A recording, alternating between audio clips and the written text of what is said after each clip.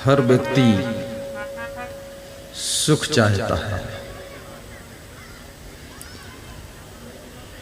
और शांति चाहता है।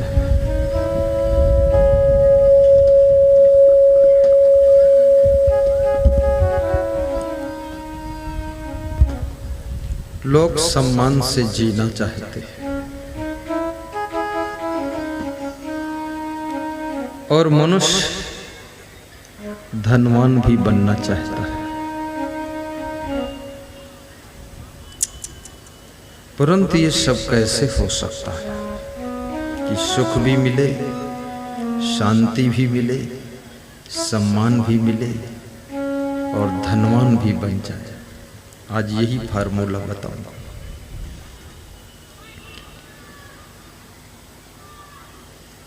सदगुरु कबीर साहब कहते हैं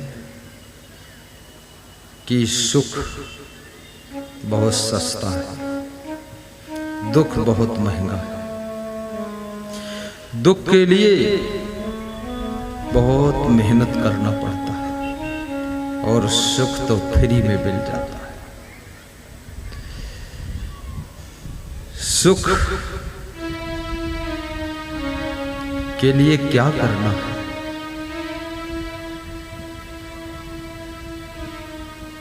आप बीड़ी पियोगे, दुख शुरू,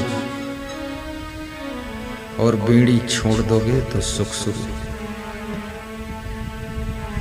देखिए,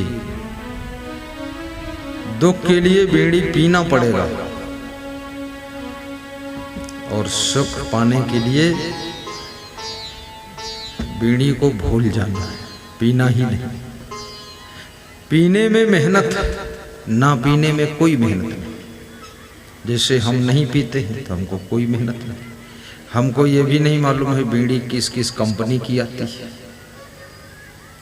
छोटा बालक की बड़ा बालक, छोटा घोड़ा की बड़ा घोड़ा, पता ही नहीं। लेकिन जो पीता है हर कंपनी का नाम याद रखता है। जिस समय उत्तर प्रदेश में शासन प्रशासन ने निर्देशित किया कि गुटखा बंद कर दिया जाएगा, रजनीगंधा, झुनझुन, झी, पराग सब बंद, तो जो गुटखा खाते थे पुड़िया, उनकी बहुत टेंशन बढ़ गई। रातों रात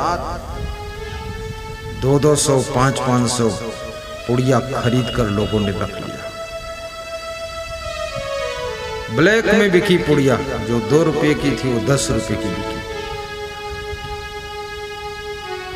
6-7 दिनों के बाद फिर आदेश आ गया कि गुटखा पुड़िया बंद नहीं होगा, चालू रहेगा।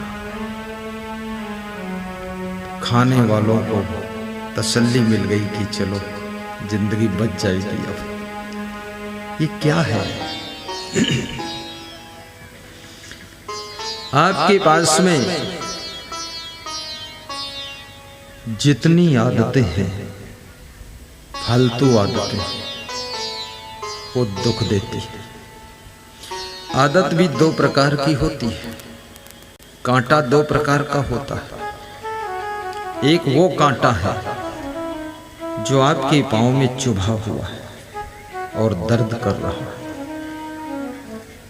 दूसरा वो भी कांटा है जो आपके पांव में चुभे हुए कांटा को निकाल कर बाहर करता है, आपको दर्द मुक्त कर देता है। कांटा दोनों, लेकिन कांटा कांटा में अंतर है। ऐसे ही तुम्हारे पास में 2 प्रकार की आदतें हैं। एक तो बुरी आदत, दूसरी अच्छी आदत। बुरी आदत वह कांटा है जो चुभा हुआ कांटा है, दर्द करता है, दुख देता है। और अच्छी आदत वह कांटा है जो बुरी आदत के कांटा को निकाल कर बाहर करता है और तुमको दुख दर्द से मुक्त कर देता है। जैसे सत्संग सुनने की आदत, ये अच्छा कांटा, और प्रपंच सुनने की आदत ये दर्द देने वाला कांटा है। प्रवचन सुनने की आदत, यदि प्रवचन सुनने की आदत आप में बन गई तो प्रपंच सुनने की आदत का कांटा निकल जाएगा। ये प्रवचन सुनने की आदत का कांटा प्रपंच सुनने की आदत के कांटे को बाहर कर देगा। इस सभा में ऐसे बहुत से लोग बैठे हैं जो रोज प्रवचन पूरा प्रवचन ही सुनते हैं, और ऐसे भी लोग बैठे हैं जो प्रवचन के बिना रह नहीं सकते कि प्रवचन ही जिंदगी है। मैं जानना चाहूंगा मोबाइल के यूट्यूब में और टीवी में कितने लोगों ने मेरा प्रवचन सुना है। दोनों हाथ उठाकर दिखाओ। आहा, ताली ऊपर ऊपर बजा दो। ओहो, ऐसा लग रहा कि 80-85% लोग तो प्रवचन सुन रहे हैं। और ये प्रवचन ये मैं नहीं सुना रहा, ये कोई दिव्य आत्मा की कृपा है, नहीं तो ऐसी वाणी मेरे मुख से नहीं निकल पाती। इसमें श्री क्षमादेव की कृपा है। हमारे जो गुरु हैं, जिनकी तस्वीर लगी हुई है,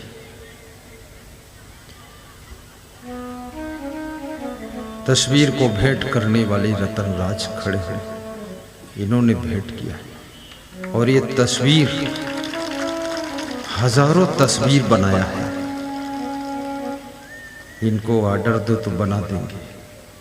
मेरा तो बिना ऑर्डर बन गया है, तुम्हारा ऑर्डर से बनेगा। ये भी गुरु के दीवाने हैं। बैठो। पूज्य श्री गुरुमन देव, जो कि हमारे छोटे गुरु जी थे, उनकी दिव्य आत्मा की शक्ति अंदर काम कर रही है। और संसार के जितने महान पुरुष हैं और हो चुके, उनकी भी कृपा काम कर रही है। क्योंकि याद रखना, संत होने के बाद भी मन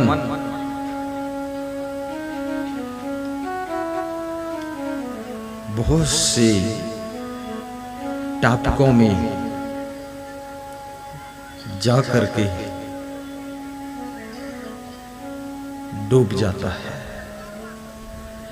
लेकिन मेरा सौभाग्य है कि मेरा मन सब महान पुरुषों की कृपा से किसी टॉपिक की तरफ गया ही नहीं। टॉपिक मतलब समझते हैं ना, तो आश्रम में रुचि है हमको, ना कुछ पहाड़ नदी देखने में रुचि है, ना आश्रम की जमीन में रुचि है। मुझे 35 साल हो गए संन्यास लिए, आश्रम में रहते रहते। वहाँ 60 एकड़ जमीन है, हम कभी देखने ही नहीं गए। देखने में रुचि ही नहीं जाता। जिस आदमी का मन सब तरफ से मुड़ करके एक बिंदु पर एकाग्र हो जाता है, उसके ही मुख से प्रवचन की अमृत वाणी प्रभावित होती है। और फिर उसे सुन करके प्रपंच में फंसे हुए जीव भी बाहर निकल कर आ जाते हैं। अच्छी आदतें आपको सुख देती है। प्रवचन सुनने की आदत बनाइए। और याद रखना, प्रवचन से लाभ बहुत होगा, छोटा मोटा लाभ नहीं। सत्संग और प्रवचन हमको क्या देता है? बाहर और चटाइयां बिछवा दो, यहां पास में यहाँ चटाइयां बिछवा दो, लोगों को उधर मत भगाओ। आ जाओ आ जाओ, वहीं बिछवा दो। केशवदास बिछवाइए, कोई बात न करना। रामचरितमानस में सत्संग से क्या लाभ होता है, इसका उत्तर आया है। दुख कहाँ है, सुख कहाँ है, इसका भी उत्तर है। और कबीर साहब कहते हैं कि जो तू चाहे सुख को छाण शकल की आस, मुझ ही ऐसा होए रहो, सब सुख तेरे पास, सब सुख तेरे पास। कबीर कहते हैं मेरे जैसे बनो। कबीर कैसे थे? कबीर जैसे थे तैसे थे, लेकिन कैसे थे बताओ? कबीर बहुत सहनशील थे। एक बार कबीर किसी रास्ते के किनारे बैठे सत्संग कर रहे थे। 2-5 लोगों को सुना रहे थे। कोई नौयुवक निकला, कबीर से कहा हटो। बुजुर्ग थे कबीर साहब। जब तक कबीर साहब हटे, उससे पहले उनके उस नौजवान व्यक्ति ने लात मार दिया। कबीर साहब कमजोर थे, लुढ़क गए। उनके शिष्यों ने उठाकर बिठाया और कहा कि आदेश करो, इस लात मारने वाले को हम 20 लात मार देंगे। कबीर साहब ने कहा नहीं। बोले इसने मारा क्यों? कबीर साहब ने ये विषय उसका है कि उसने क्यों मारा, हमारा विषय तो सत्संग था, हम वो चालू करते। कबीर ने सही लिया। वो नौयुवक शाम तक फिर लौट कर आया और कबीर के चरणों में गिर पड़ा और बोला कि मेरी माँ ने कहा था कबीर को गुरु बनाना, तो मैं गुरु ढूंढने निकला था। माफ करना हे कबीर भगवान, मैंने आपको लात मारा, क्षमा करना। कबीर ने कहा कि चिंता मत करना, 2 पैसे की हंडी लेवे, ठोंक बजाए दाम तब देवे। और इतना बड़ा गुरु ये भाई क्यों न परीक्षा करके लाई। मिट्टी की हंडी लोग 2 पैसे की खरीदते हैं, उसको ठोंक बजाकर तब खरीदते हैं। और तुझे इतना बड़ा गुरु बनाना था तो तुझने लात मार कर ठोंक बजाकर देख लिया गुरु पक्का है कि कच्चा है। कोई बात नहीं। कबीर इतने सहनशील थे। कबीर तपस्वी है। कहने का तात्पर्य, जिस नारी में सहनशीलता है वो नारी अपने घर को स्वर्ग बना सकती है। और सबसे ज्यादा गम खाती है, खाना सबसे बाद को खाती है, गम खूब खाती है। खाना बनाती है, सबको खिलाती है, बच गया तो खाती है, अन्यथा को सतुआ उतुआ घोर घार के पी लेती है। ऐसी भी दशा होती है। तुम सोचते होगे आप कैसे जानते ये सब? क्योंकि मैं तो 21 साल तक घर पे रहा हूं ना, वहां देखता था। 21 साल की उम्र में हम संत हुए,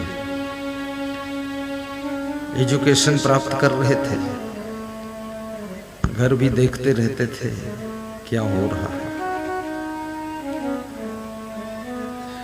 एहसास करता था। और याद रखना,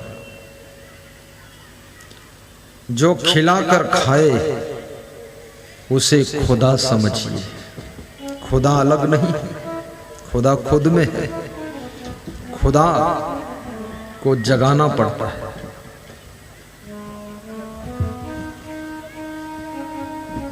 जो खिलाकर खाए उसे खुदा समझिए, और जो चुरा कर खाए उसे जुदा समझिए, उसे जुदा समझिए।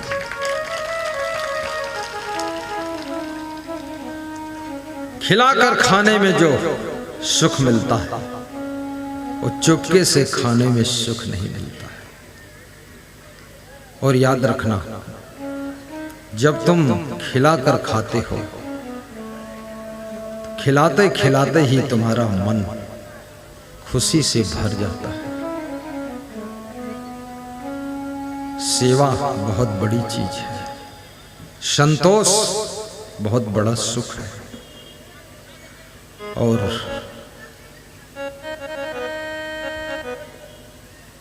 दूसरों का ख्याल करना ये घर को स्वर्ग बनाने का फार्मूला है। जो लोग चाहते हैं नर हो या नारी हो कि हमसे सब प्रेम करें और हमारा सब लोग ध्यान रखें, तो आज एक सिंपल सा फार्मूला बता देता हूं। आप बूढ़े हैं, जवान हैं, बच्चे हैं, स्त्री हैं, पुरुष हैं, बच्ची है, बच्चा है, कुछ भी है, छोटा सा फार्मूला। आप साधु हैं, जो भी है, साधु के लिए भी है। कितने साधु समझते हैं ये तो इनको सुना रहे, हमारे लिए तो कोई जरूरत नहीं है, हम तो परलोकवासी हैं, इधर थोड़े दिन के लिए हैं बस, बाकी निकल गए। लेकिन थोड़े दिन में ही फंस जाओगे, इसलिए साधुओं के लिए भी यही फार्मूला, जो सभी का ख्याल रखता है, सभी का ध्यान रखता है, सबके खाने पीने सोने की फिक्र रखता है, वह व्यक्ति नारी के रूप में नारायणी है, नर के रूप में नारायण है, पुरुष के रूप में पुरुषोत्तम है, और वो सबके प्रेम को पाने का अधिकारी बन सकता है, जो सबका ख्याल करता है। और मैंने जीवन में कुछ और नहीं किया, सबका ख्याल किया हूं बस। अपने आश्रम पर भी, हमारे आश्रम पर जो बूढ़े संत होते थे ना, उनका भी दवाई लाना हो तो हम जाते थे डॉक्टर के यहाँ, और डॉक्टर को सत्संग सुनाते थे, फ्री दवाई मिल जाती थी। कपड़ा खरीदने जाते थे संतों के लिए, तो वहाँ प्रवचन सुनाते थे। हम गए एक बार खरीदने, 20,000 मीटर कपड़ा दान मिला, सीधे फैक्ट्री में चले गए। हमने कहा दुकान उकान पर मत चलो, ये मीटर से नापता है, फैक्ट्री में चलो, पूरा लाद के लाओ।